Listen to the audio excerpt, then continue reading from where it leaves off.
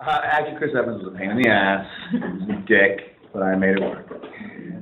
Yeah, no, it was great. I liked wearing both hats, you know. I'm a bit of a control freak, so I enjoyed the responsibility. You know, it's tricky in the sense that a lot of the scenes, you know, some of the scenes, the reason I liked the script was that, you know, some scenes are, you know, 5, 6, 7 pages long, so if you're doing one full take where you're covering all this dialogue, it's not necessarily easy to run back and watch the scene on the monitor. You know, you're going to double your workload in the night, so you kind of have to go on a gut or trust your producers or just kind of say, do we have that?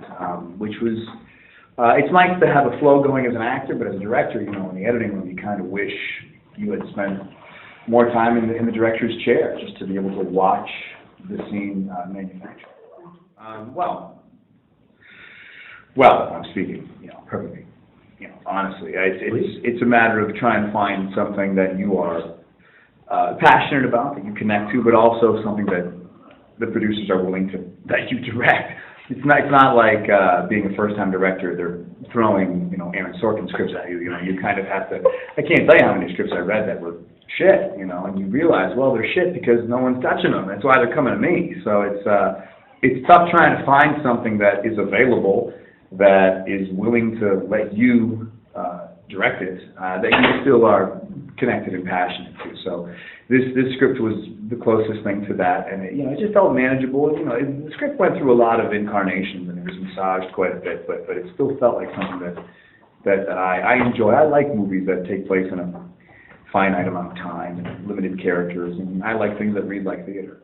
Yeah, definitely. I mean, there's definitely a difference. When somebody's standing behind the camera and they're kind of envisioning the whole film and playing it out, and they have, action sequences and different events, that's a different thing to this, which was a very collaborative and intimate story that we were kind of tracking together. And, I could see in Chris's eyes when there was like something in the scene that maybe he wanted to do differently or whatever. And there's almost sort of an unspoken dialogue, I think, between an actor-director and another actor when you're doing scenes together.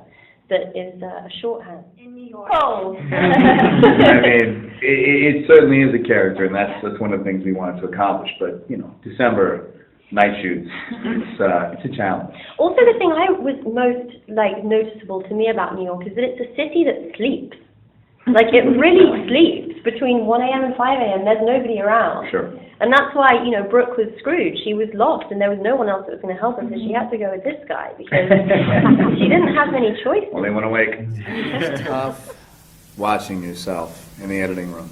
You really learn all your little crutches and your little tricks and your little moves, and you realize that editors know where all the bodies are buried. I wanted to call every editor I've worked with and was just like, I'm so sorry, don't you tell anybody what I do. I mean, it's really, it's eye-opening. I don't know, it's tough to articulate really what you learn, but you do learn the things, the takes that you watch of yourself that you like versus the things that are unusable, and you remember what you were, the process you were going through from take to take. It's very educational. Again, I don't know that I can properly articulate it, but it was very eye-opening. All of that stuff. I mean, cool scenery. I just love them. I mean, we got the guy from Like Crazy is one of the movies that I used as an aesthetic template that I enjoyed. So we ended up getting the same DP, and he's just so fantastic. And he was wonderful. I mean, him and Mark, being a first timer.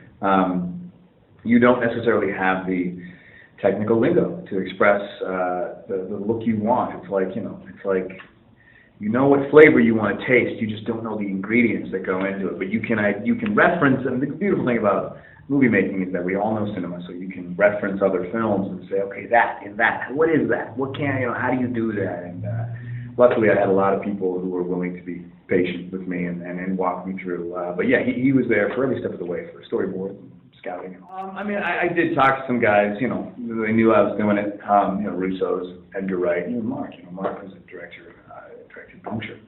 And it's, the general consensus was just kind of, given the fact that they knew that I was new, don't be afraid to lean on people. You're surrounded by very talented people in their respective professions. Don't pretend to know it all. You don't. Ask for help if you need it. And trust the talent of the departments, So it was, you got to kind of check your ego at the door and just kind of be willing to look foolish. Well, on a technical front, without the Marvel film, I never would have this opportunity. Really? Those notoriety Marvel provides is what allows me to put myself in a movie and get it on its feet. That's just like the nature of the porn pre-sale model. But as an actor, I think just the nature of life experience, you know, what Marvel brings in terms of making a movie of that magnitude and the ripple effect that it has on you personally, emotionally, mentally, that can only aid you in any creative endeavor, whether you're a director, actor, musician, anything. So it's certainly coloring my experience. I mean, it may have already had. I mean, listen, acting, I love acting. I'll always love acting. It's the type of thing where being a creative person, you kind of, I think most creative people are relatively fickle, you know what I mean? I think we search for an outlet, and I think that evolves, and that's the beauty of being creative. It changes from day to day. I love acting. I always will love acting. Acting does come with a lot of, you know, strings attached to it. It's not like you can just sit in your room and act. You're not a painter. You're not a songwriter. So there's a much broader dance you have to subscribe to. But given my experience as a director, I absolutely am in love with it, and the lessons I've learned and the tools I've adopted from this one, I'm very eager to tackle the next one. Who knows how that'll evolve? Who knows when that'll change? I couldn't say that it'll only be this or only be that, but I certainly have, you know, the bug. I finger the trumpet. Ouch. I finger the trumpet. You know, I wanted to play, and I took some lessons, and I think I learned after the first lesson, this is not going to get where I needed to get within a month. You know, the guy's supposed to be a wildly accomplished musician. So what we ended up doing was we hired a musician, and we filmed him playing all the melodies, and then I would just watch his fingering, and all my fingering in the movie is accurate. It's just not my sound. Stop using that word. And Alex, you got to sing a little bit, too. Yeah, I did. So first I sang with Mark, and he was like, yeah, that's pretty good. And then he played it to Chris, and Chris was like, ha, ha, ha, ha. And so then we went back, and Chris was like, okay, here's your note, sing it like this. You were great. And I did exactly what he said. That was probably our most director-actor moment, I think. He was like this now, da-da-da-da. Because you're quite musical, naturally. You like musical theatre and stuff, and I'm not a fan of musical theatre. And so it was... How did that turn into an insult against him? No, but like, that's his world. Yeah. It's not an insult. He likes that stuff. And for me, it's not a place I gravitate naturally. And so it was really helpful, actually, just to be guided step by step through that process, because it doesn't come easy to me at all. And then I was, you know, shitting myself when we actually... But she went for it. I mean, it's not an easy thing to do. She dove in. It's a very brave thing to do. And it works because it's pretty invulnerable. Well, that's what makes the scene so great. I mean, that's one of the funny things, you know, those awful, evil test screening results. So many people really love that scene. Oh, interesting. Yeah. And I was just dying. People just love to watch people die. Yes, much easier, because you disassociate from yourself. It's not like a true relationship. It's kind of, you take a step back, and it's almost, you know, a depersonalization. And also, they made me sing every song that they could possibly get the rights to. So I'm Too Sexy was one in the list of 50. I was just banging them out like a virgin. We went through them all. About 8 songs of what we can afford. Or what we hope to afford. Yeah, exactly.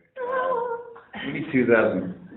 That was a good year. Oh, you'd go back for the good year. You wouldn't go back to fix a bad year. Interesting. Yeah. Oh, I'd make a bad year worse. You say, I'm just going to go back and sit back during the good one. Really soak it in. I would go back to my finals when I was at university at Oxford. Catch it. And not write my essays on feminism, because the misogynistic men didn't like it. And so I would write about men being great. Oh, yeah. I like the sound of it. A+. And then I would have used it to continue my feminist trajectory through life instead of doing it at university. Deception. Yeah, I would have been more deceptive.